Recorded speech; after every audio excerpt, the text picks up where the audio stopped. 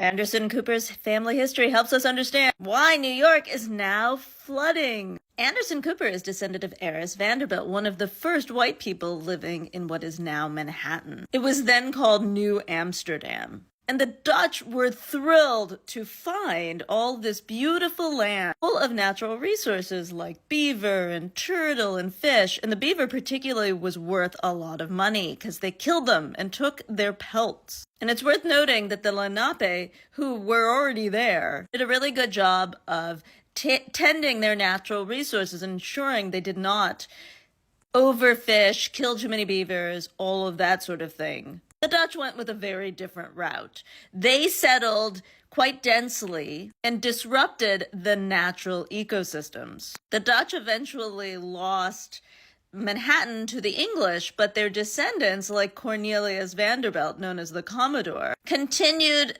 making a lot of money. He was one of the people who really profited off of the rise in America in the Industrial Revolution / the rebuilding of America right after the Civil War. These robber barons signaled the next great wave in building in New York City. You see an incredible rise in the amount of both commercial and residential building. And so by the 1800s, New York City goes from beautiful wooded space in the 1600s to farmhouses in the 1700s to basically the urban landscape that is the predecessor of the New York we know now.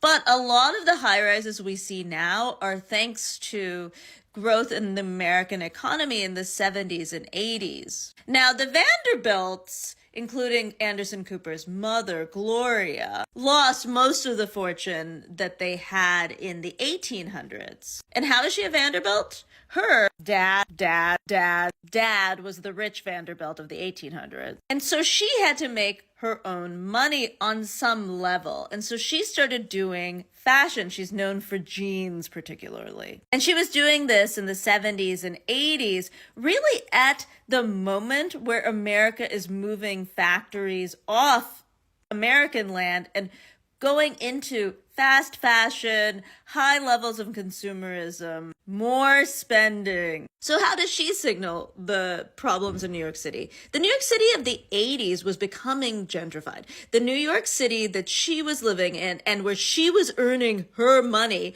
was a place that was basically setting up the foundations of an island that has no place for runoff and overbuilding.